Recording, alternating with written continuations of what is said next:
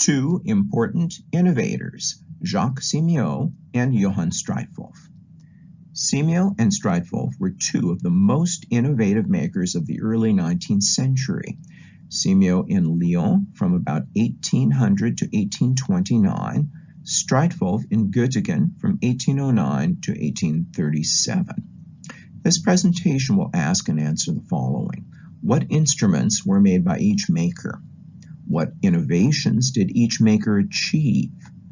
Which innovations have been incorporated in present-day clarinets? Simiot's earliest instruments were 5-key clarinets and 7-key bassoons, similar to other makers of 1800. Over the next 3 decades, he incorporated almost every known development in woodwind making.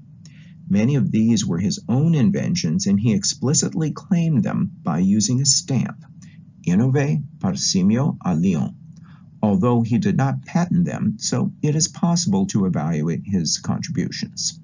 For the clarinet, these include a tube in the thumb hole to eliminate dribbling water, and an important B-flat F key on the right-hand joint that greatly improved intonation and probably influenced Ivan Müller. Simiot also made important and long-lasting improvements to the bassoon and made flutes, flageolets, alto clarinets, and bass horns.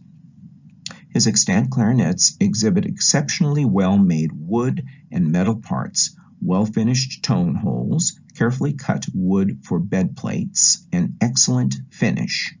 His keywork is executed with exceptional skill, elegance, and functionality. By the 1820s, his clarinets were well known and played by the finest Parisian players, including Frederick Baer. An example of an early clarinet with 7 keys, originally 5, is made of boxwood with ivory ferrules and large finger holes. In about 1805, Simiot made a set of C, B-flat, and A clarinets with B-flat joints consisting of tone de rechange, or additional joints, and 2 innovations. On the left-hand joint, the third finger double holes are angled upward and downward for playing either C1 or C#1. And on the right-hand joint, a compromised vertical key used for either B, F# or B-flat F,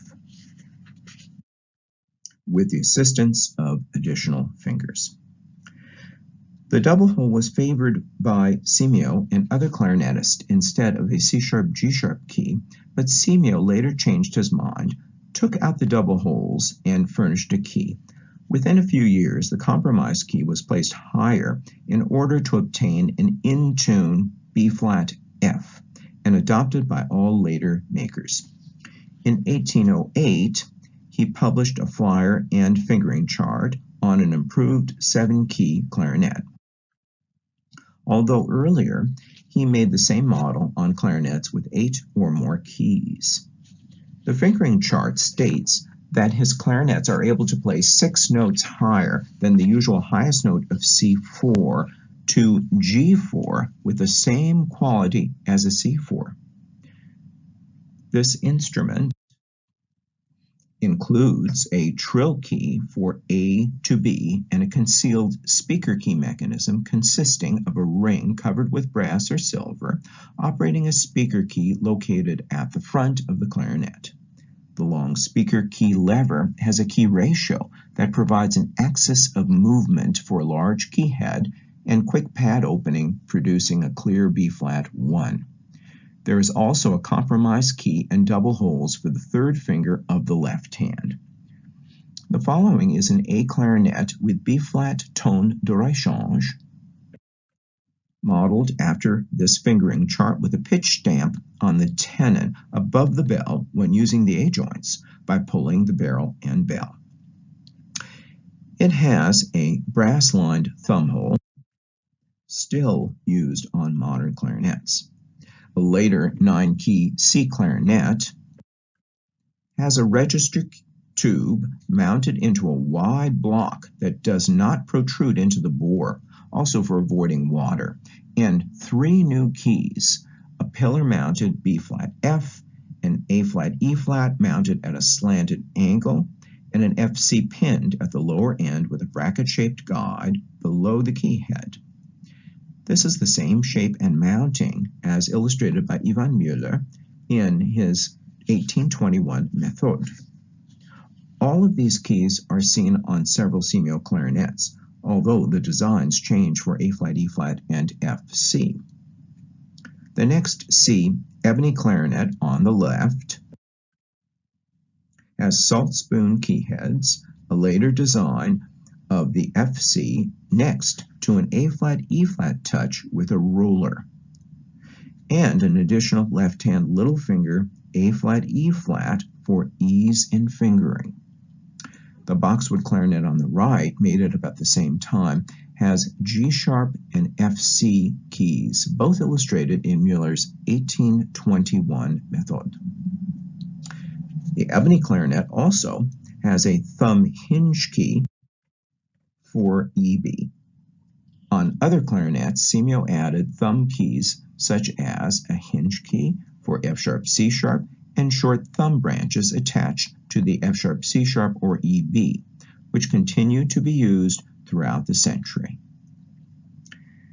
A 12-key clarinet in the Wattel collection includes a thumb branch attached to the F-sharp, C-sharp key. Later Simiot clarinets include as many as 20 keys, counting the duplicates. A B-flat F15 key example has ergonomic key touch designs mounted with pillars, a chimney for placing the speaker key head, an additional left thumb plate similar to L.A. Buffet's thumb ring mechanism on his 1843 Böhm system clarinet, tuning slides between barrel and upper joints and right-hand joint and stock, and extendable levers for the F-sharp, C-sharp, and EB key heads. Additional designs are found on at least 2 later Simiot clarinets. Subsequently, Simiot retired from business in 1829 and sold his workshop to his associate François Brelet, who continued the firm as Simiot et Brelet until 1874. Only a few of Simiot's innovations were incorporated into the clarinets and alto clarinets by this firm. Nevertheless, the concealed speaker key mechanism was copied from 1815 by 14 makers on their most expensive clarinets in Paris, Lyon, Kersatz in Switzerland, Barcelona, Anonymous in Germany, Boston, Marseille, and Turin. Typically, they include the speaker key mechanism and some of Simiot's innovations. Makers include Koch, Vienna on a 13-key C clarinet, Graves and Company, Winchester, New Hampshire on a 12-key C clarinet, and Jung, Marseille on a 14-key C clarinet. The latest example with the concealed speaker key mechanism was made in 1863 on a 13-key B-flat clarinet by Camillo Vinatieri in Turin, who advertised as a specialist of fine Müller clarinets, Simiot system, of perfect work and intonation. The following list are Simiot's 45 extant clarinets.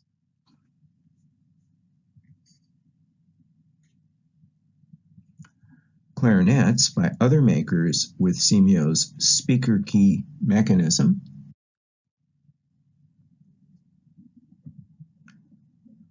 and clarinets and alto clarinets by Simiot et Brelet.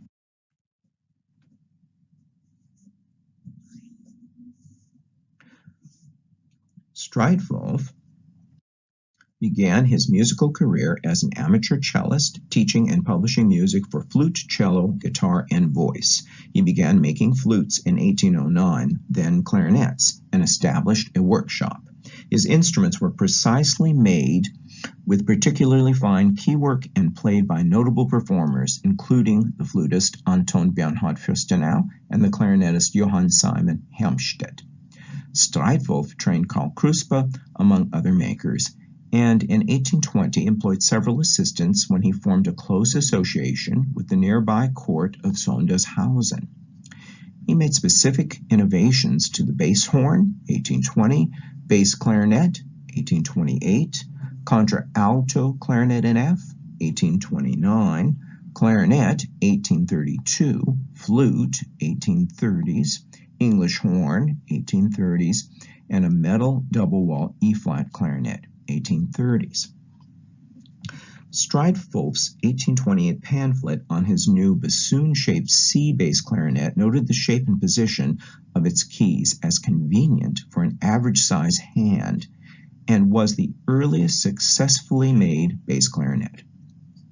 His manuscript Verzeichnis, a listing of wind instruments, offered many models of flutes, piccolos, a flute d'amore, flageolets, a double flageolet, clarinets with 5 to 14 keys, oboes, bassoons, basset horns, and bass clarinet, with drawings of his basset horn and 2 models of bass clarinets. In 1833, Streitwolf published a 7-page Anweisung with a fingering chart for a 19-key bass clarinet with a brass crook and bell. Examples of bass clarinets include his first model, a 17-key boxwood bass clarinet with a wooden curved crook made in 1828, and the second model, a 19-key maple bass clarinet with a brass crook. A newly discovered unstamped 19-key maple bass clarinet in the Copenhagen Museum is attributed to Streitwolf based upon its construction and keywork. This brings the total to 9 extant bass clarinets. Only 8 Streitwolf clarinets are known, 2 ordinary boxwood instruments, an 11-key B-flat and 12-key C, a unique double-wall brass 13-key instrument, and 5 similar innovative and advanced 14-key clarinets of the highest quality wood, ivory, and keywork made between 1830 and 1835.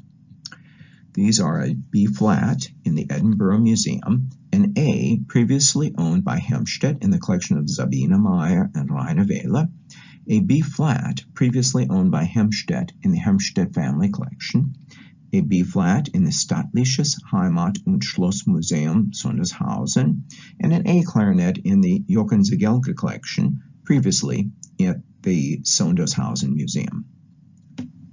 The first slide shows a precisely made, block-mounted, 12-key boxwood C clarinet with ivory rings of the ordinary type. The next are the most expensive type, 2 14-key clarinets made of ebony with block, saddle, and pillar-mounted silver keys with curved round key heads and brass-lined upper and lower fingerhole joints for extending the barrel and bell joints.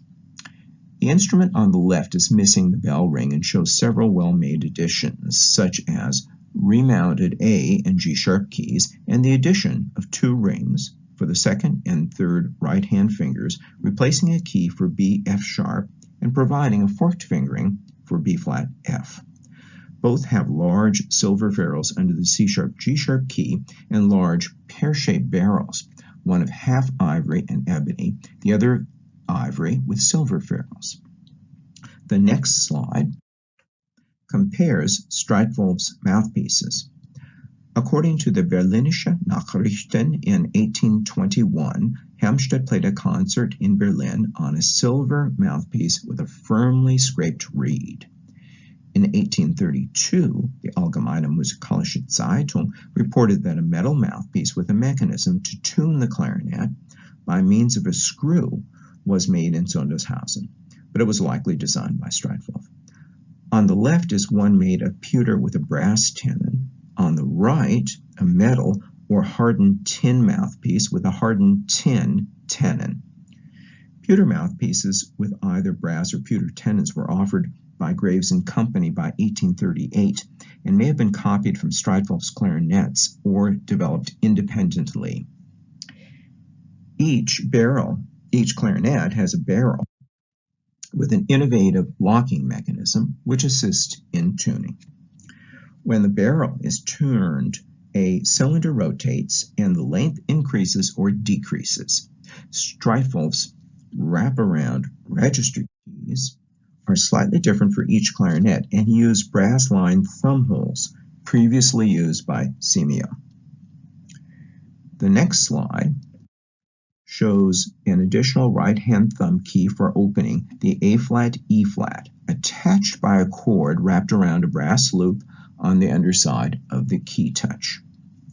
On the Maya and Vela clarinet, the A-flat, E-flat brass extension was likely added at a later time. Thumb keys were introduced during the 1820s by Ivan Müller with a similar design. Streitwolf's tuning innovation was a carved, large, rectangular-shaped resonance hole in the bell on the clarinet owned by Helmstedt. The last slide shows a photo of a similar Streitwolf B-flat clarinet with a decorated barrel previously owned by the Prince of Sondershausen. The following lists Streitwolf's extant clarinets, basset horns, and bass clarinets.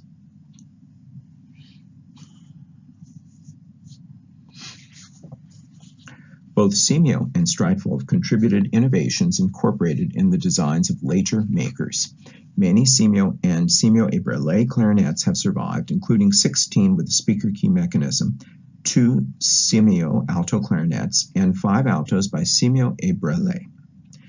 During the 20th century, a redesigned speaker key mechanism was successfully made by makers, including Fritz Wurlitzer, for his Reformböhm clarinets.